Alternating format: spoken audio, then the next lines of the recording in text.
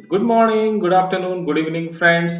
आज मैं जिस टॉपिक पे बात करने वाला हूँ वो है top 20 SQL queries for application और प्रोडक्शन सपोर्ट। मैंने कुछ मोस्ट कॉमन क्वेरीज जो आप यूज कर सकते हो प्रोडक्शन सपोर्ट के लिए या यूजफुल है एप्लीकेशन या प्रोडक्शन सपोर्ट के लिए, वो मैंने इस वीडियो में बताया है। तो जस्ट 20 क्वेरीज है। आपको वैसे के वैसे क्वेरीज नहीं आएगी, आपके एप्लीकेशन के हिसाब से आपको क्वेरीज क्रिएट करनी पड़ेगी। बट मैंने जो क्वेरीज दे दी है, तो वो क्वेरीज बहुत ज्यादा इंपॉर्टेंट है एप्लीकेशन या प्रोडक्शन सपोर्ट के लिए। ये वीडियो मिस मत कर लेना। एंड ये वीडियो सजेस्ट किया था मुझे तुषार घाड़गे नाम के एक सब्सक्राइबर ने। Thanks Tushar for suggesting me this video. चलो शुरू करते हैं पहले क्वेरी से। Okay, so SQL queries for application support can vary depending on specific application and its requirement. So ये याद रख लेना, नहीं तो आप वैसे के वैसे मत लिख देना। Okay, so most common query कौन सी है? Selecting all records from the table. आपको अगर कोई टेबल में से रिकॉर्ड फेच करने हैं, ये क्वेरी सबको पता रहती है, फिर भी मैं दे रहा हूं। तो सिलेक्ट स्टार फ्रॉम एम्प्लॉइज, ऐसे एक मैंने एग्जांपल दे दिया है जो एम्प्लॉइज टेबल में से हर एक रिकॉर्ड रिट्रीव कर देगा। ओके, सो वैसे ही आपको आपके एप्लीकेशन के हिसाब से आपको अगर हर एक रिकॉर्ड मतलब ऑल रिकॉर्ड्स रिट्रीव करने हैं, तो आपके एप्लीकेशन के हिसाब से आप टेबल नेम चेंज कर सकते हो यहाँ पे। Next is select specific columns. ये टाइप की क्वेरी कहाँ पे यूज होती है? जब आपको आपका मैनेजर कुछ रिपोर्ट मांगता है, जैसे कि मुझे फर्स्ट नेम लास्ट नेम चाहिए कस्टमर टेबल में से, ऐसा ऐसा रिपोर्ट मांग सकता है। नहीं तो मुझे समझो आपका कुछ एनवायरमेंट है, जैसे अमेजोन जैसी साइट है, तो आपको आपका मैनेजर मांग सकता है कि मुझे जो आज का पूरा सेल हुआ है उस कस्टमर के फर्स्ट नेम और लास्ट नेम चाहिए। Right, just like that. कैसे करना है वो? Select first name comma last name from customers, means select column name comma column name 2 comma column name 3 column name n from customer. Okay, और from table name ये query रहेगी। उस वो क्या करेगी query? Fetch first and last names from customer table. Third query कौन सी है? Filter the records with where clause. ये इंपॉर्टेंट क्वेरी है, ये हर जगह पे आपको यूज करनी पड़ेगी। जैसे कि समझो आपके मैनेजर ने बोला कि आपको ऐसे प्रोडक्ट्स चाहिए जिसकी कैटेगरी सिर्फ इलेक्ट्रॉनिक्स है, तो आप कैसे करोगे वो?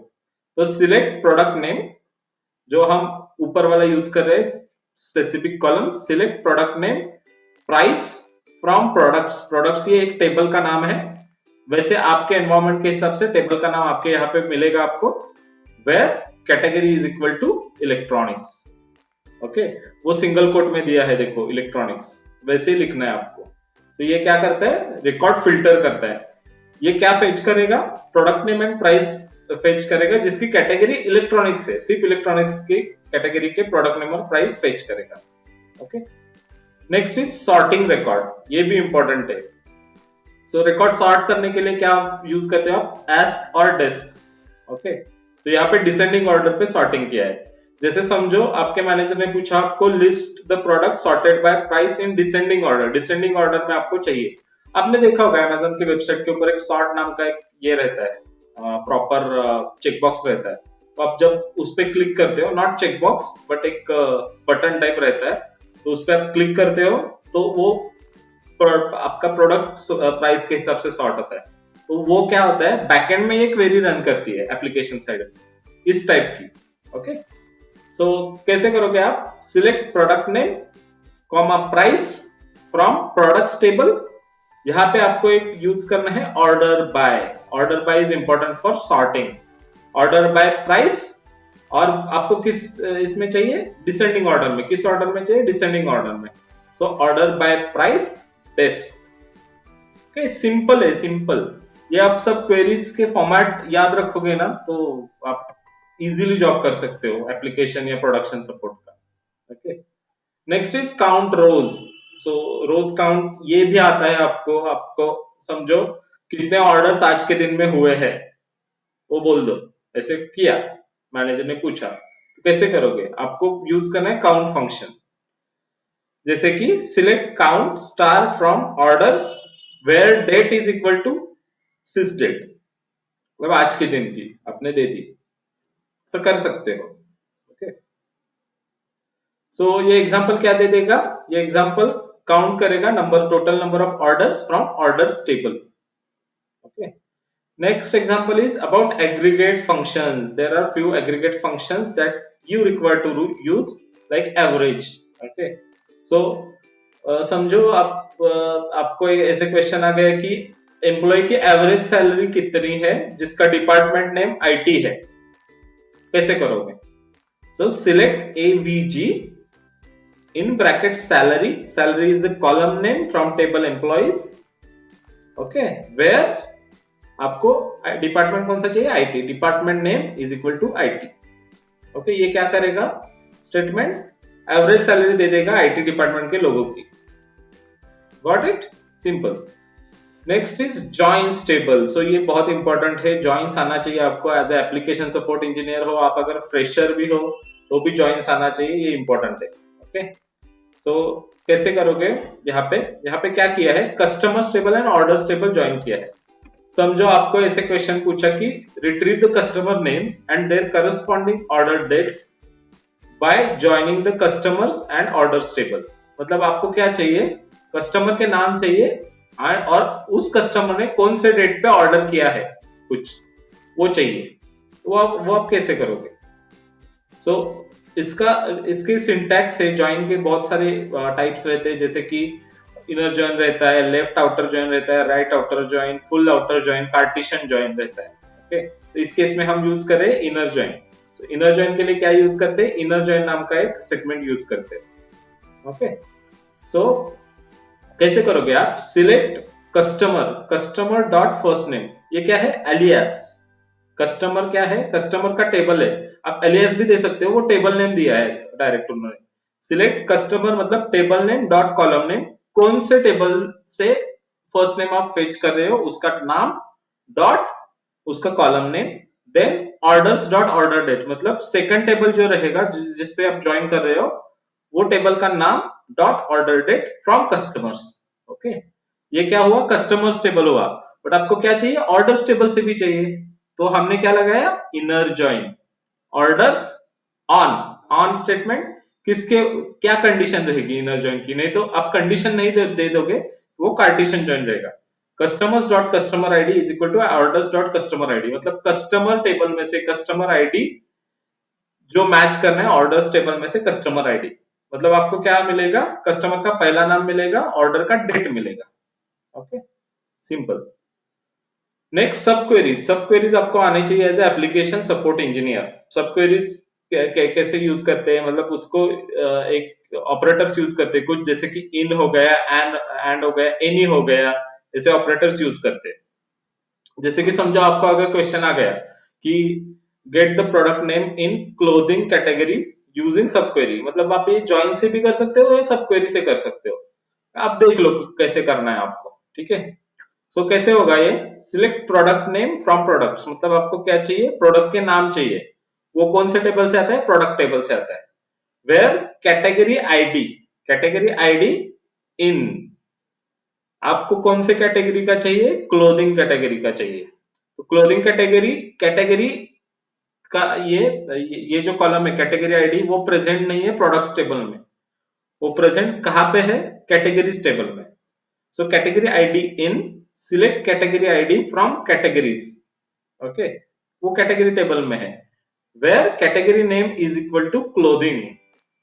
वो क्या करेगा, देखो पहले कौन सा क्वेरी रन होगा, ये वाला क्वेरी रन होगा, select category ID from categories where category name is equal to clothing.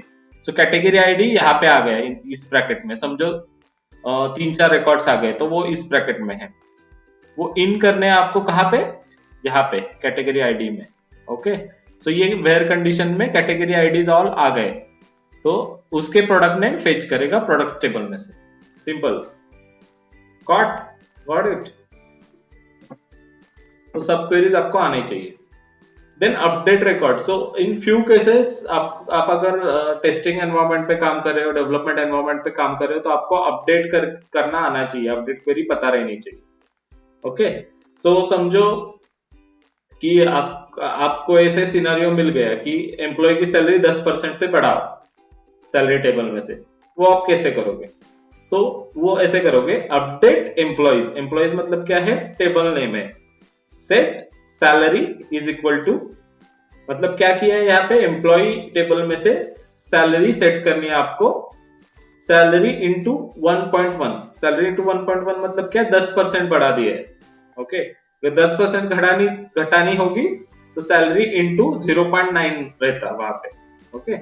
Where department is equal to sales, sales department के लोगों की 10% सैलरी बढ़ाओ, ऐसे बोले तो ये ऐसे रिकॉर्ड अपडेट होगा बैकएंड पे। नेक्स्ट आपको इंसर्ट कमांड भी आनी चाहिए, इंसर्ट कैसे करते हैं रिकॉर्ड, तो सिंपल है, इंसर्ट इनटू ये स्टेटमेंट यूज होता है एसक्यूएल में, insert into customers table, first name last name and email enter करना है आपको, तो insert into customer in bracket first name last name email, that those are column names from customer table, values में आएगा कोई भी आपको, जॉन डोई एट एग्जाम्पल.com, सिंपल, ओके। नेक्स्ट रहेगा डिलीट रिकॉर्ड, सो आप अगर ये आप प्रोडक्शन एनवायरनमेंट में जरा भी मत करो डिलीट रिकॉर्ड्स, अगर करना चाहते हो तो पहले वेयर कंडीशन देखना है आपको, बहुत ज्यादा इंपॉर्टेंट है। बहुत बार क्या होता है, फ्रेशर लोग रहते हैं, नहीं तो जो बहुत नए नए हैं जो एसक्यूएल में, वो क्या करते हैं, डायरेक्ट डिलीट करते हैं, delete from this table, all records उड़ जाएंगे आपके, तो वेयर कंडीशन देखना जरूरी है यहाँ पे, ओके। सो समझो आपको ऐसा ये मिला, क्वेश्चन मिला कि जिस जिसका ऑर्डर स्टेटस कैंसल्ड है वो सब रिकॉर्ड्स हमें नहीं चाहिए ऑर्डर टेबल में, वो डिलीट कर दो, कैसे करोगे आप। सो इसमें स्टेटमेंट यूज होता है डिलीट फ्रॉम, जैसे सिलेक्ट रहता है, ओके, इंसर्ट रहता है, अपडेट देखा हमने, इसे डिलीट रहता है, delete from orders where order status is equal to cancelled in single put, order status जिस जिसका कैंसिल हुआ है वो सब रिकॉर्ड्स डिलीट हो गए। Next is distinct values, distinct ये क्वेरी भी बहुत बहुत बार यूज होती है एप्लीकेशन सपोर्ट में, ओके। जैसे कि समझो आपको यूनिक प्रोडक्ट कैटेगरी चाहिए, समझो प्रोडक्ट्स टेबल है, प्रोडक्ट्स टेबल में यूनिक प्रोडक्ट कैटेगरीज कौन कौन सी है वो चाहिए आपको। लेट से कि समझो प्रोडक्ट टेबल आप इमेजिन करो, उसमें टूथपेस्ट रहेगा, टूथब्रश रहेगा, उसका कुछ कैटेगरी रहेगा, बट उसका कैटेगरी एक ही रहेगा, वो दो बार इंसर्ट हुआ होगा रिकॉर्ड में, राइट, बट आपको यूनिक चाहिए, कैसे करोगे, select distinct category from products, distinct keyword यहाँ पे यूज होता है, okay. Next is grouping and aggregating, okay. So ये बहुत जगह पे यूज होता है कंपनीज में, हर एक, मैंने एक बार भी ऐसे नहीं देखा कि ग्रुप बाय एग्रीगेटिंग यूज नहीं होता, हर एक जहां जहां पे मैंने काम किया है 10-12 साल, हर एक कंपनी में मैंने ये ग्रुप बाय और एग्रीगेटिंग यूज किया है, ओके। एग्रीगेटिंग मतलब क्या, एग्रीगेट फंक्शंस, समझो सैलरी का एवरेज निकालना है, तो परसेंटेज का एवरेज निकालना है, कुछ भी, तो वो एग्रीगेट होगा, मीन निकालना है, मैक्स निकालना है, बट ग्रुप करके निकालना है, तो वो एग्रीगेटिंग होगा। सो लेट से आपको ऐसे क्वेश्चन आ गया कि calculate average salary for each department in the company, अभी हमने देखा था कि calculate salary for IT department only, तो वेयर क्लॉज करके आप कर सकते थे, बट हर एक डिपार्टमेंट, जैसे कि आईटी डिपार्टमेंट रहेगा, फाइनेंस डिपार्टमेंट रहेगा, उसकी एवरेज सैलरी क्या है, कैसे करोगे। सो आप यूज करोगे सिलेक्ट डिपार्टमेंट, मतलब डिपार्टमेंट का नाम आ गया, कॉमा एवीजी सैलरी, मतलब एवरेज हो गई salary, as average salary from employees table, table name रहेगा, ग्रुप बाय करोगे आप डिपार्टमेंट से, ग्रुप बाय डिपार्टमेंट से जब करोगे तब समझो फाइनेंस डिपार्टमेंट की एवरेज सैलरी 1 लाख है, तो finance department 1 lakh, IT department 1,10,000, just like that average salary दे देगा, okay. Next is limit and offset, so limit and offset क्यों यूज करते हैं, तो समझो आपको रिट्रीव करना है 10th to 19 products, okay, from the product table, मतलब समझो एक प्रोडक्ट की लिस्ट है आपके प्रोडक्ट में, बट आपको 10 से लेकर 19 तक ही चाहिए रिकॉर्ड्स, आपको ये नहीं चाहिए कि सब रिकॉर्ड्स नहीं चाहिए आपको, तो वो कैसे करोगे, उसके लिए यूज होता है limit and offset, okay. Select product name from products, limit 10, okay, 10 का लिमिट रहेगा, 10 से शुरू होगा, ऑफसेट 20, ओके। सो ये क्या रिकॉर्ड करेगा, 10 क्या रिकॉर्ड फेच करेगा, प्रोडक्ट के नाम फेच करेगा 10 से लेके 19 तक। ओके, तो ये क्वेरीज भी यूज होती है। Find null values, null value ये बहुत इंपॉर्टेंट है। सो ये क्यों क्यों इंपॉर्टेंट है, कुछ कुछ टेबल्स में डेटा बैड डेटा रहता है, तो वो बैड डेटा मतलब क्या है, नल वैल्यूज कुछ कुछ इसमें स्टोर रहते हैं। ओके, तो उसके लिए ये फाइंडिंग नल वैल्यूज इंपॉर्टेंट है। बट यहाँ पे मैंने एक केस दी है जहां पे आपको एम्प्लॉइज जो है जिसको मैनेजर एलोकेशन ही नहीं हुआ वो फाइंड आउट करने हैं, तो कैसे करोगे, ये एग्जांपल मैंने यहाँ पे दे दिया है। Select first name last name from employees where manager ID is null, manager ID is null use करना है आपको। Okay, next is date filtering, ये भी मैंने हर एक जगह पे यूज किया है, हर एक जगह पे। डेट फिल्टरिंग मतलब क्या, मैनेजर्स को रिकॉर्ड्स चाहिए रहते हैं, रिपोर्ट्स चाहिए रहते हैं जो डेट के हिसाब से है। समझो आपके मैनेजर ने रिपोर्ट मांगा कि सब ऑर्डर्स प्लेस्ड मुझे चाहिए एक एक 2023 से लेके 31/12/2023, मतलब एक साल का पूरा ऑर्डर्स का डेटा मुझे चाहिए। कैसे करोगे आप, को क्वेरी लिखनी है, select order ID order date from orders where order date, यहाँ पे क्या यूज करोगे आप, बिटवीन एंड बिटवीन 1/1/2023 एंड 31/12/2023, ये क्या रिकॉर्ड फेच करेगा, order ID order date fetch करेगा, ये डेट के बिटवीन। ओके, सो ये टाइप की क्वेरीज भी यूज होती है एप्लीकेशन सपोर्ट में।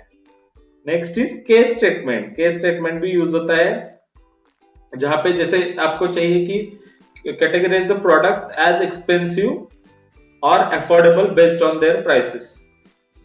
ओके, तो समझो 1000 रुपए के ऊपर के प्रोडक्ट एक्सपेंसिव है, 1000 रुपए के नीचे के प्रोडक्ट हम बोलते हैं अफोर्डेबल है। आपने देखा होगा वो फिल्टरिंग बहुत यूज होता है अमेजोन पे। सो क्लिक करोगे 2000 से लेके 4000 तक, उसे उस पे क्लिक करोगे तो उस प्राइस रेंज में वो प्रोडक्ट दिखाएगा, जस्ट लाइक दैट। ओके, वहां पे क्या यूज होता है, मोस्टली केस स्टेटमेंट यूज होता है, जैसे कि select product name case when price is greater than 1000 then expensive else affordable end as price category from products.